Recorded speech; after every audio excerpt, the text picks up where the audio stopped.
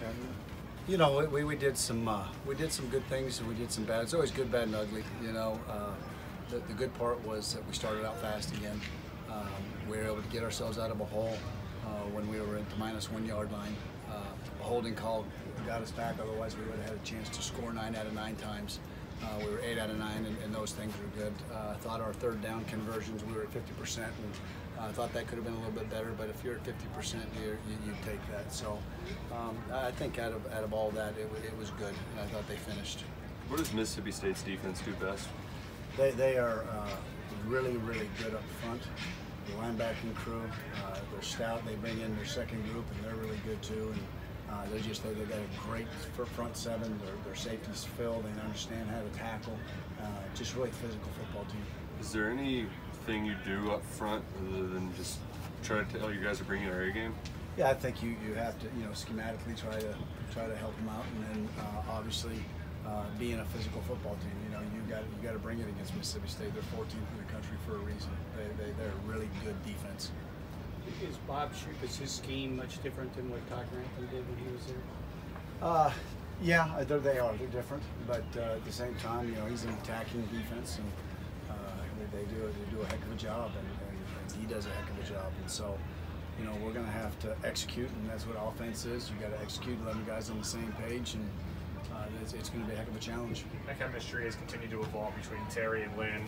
How have you liked the development of that relationship there on the field? Yeah, it's been really good. I think Lynn had 8 catches this last week, and always trying to find a way to get him the ball. And we had him on a speed sweep this last week, and it wasn't a good look for it. And but I think the other times that he got the ball, he's finding him when he's open. And the good part about ours is all based upon coverage. It's based upon where the ball goes, based on their leverage. And so, as our quarterback evolves, I think all of our receivers will evolve. We've got to get Taven involved a little bit more, and he's been probably as good a pride as you can get, and so we'd like to get him cranked back up. A couple new guys getting some reps, Zaire especially, but other than Zaire, any new guys that you saw on tape that really popped out to you? Allen Dailey, I thought, did a really nice job, for a true freshman. Just he was getting some special teams look, and he came out there and he showed his physicality and broke some tackles, and I think the yards after contact with him, that's something that later on during the year I think he's going to help us.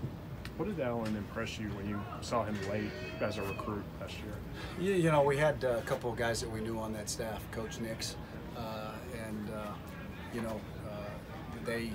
they called and said, listen, we've got an SEC receiver here.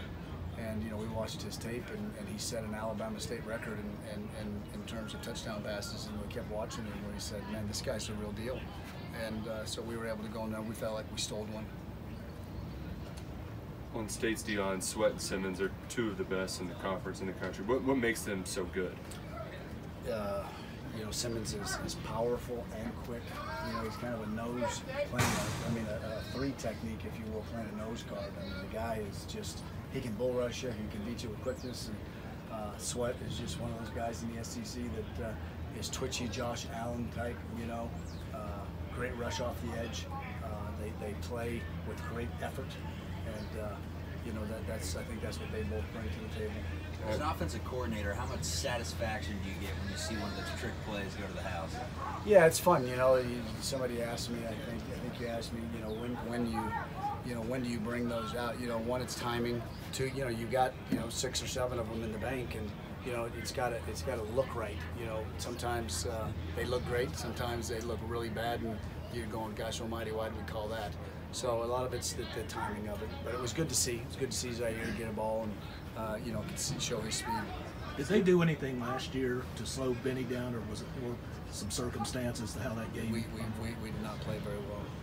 We screwed it up right there in the second quarter, and they did some good things, and but we just didn't play very well.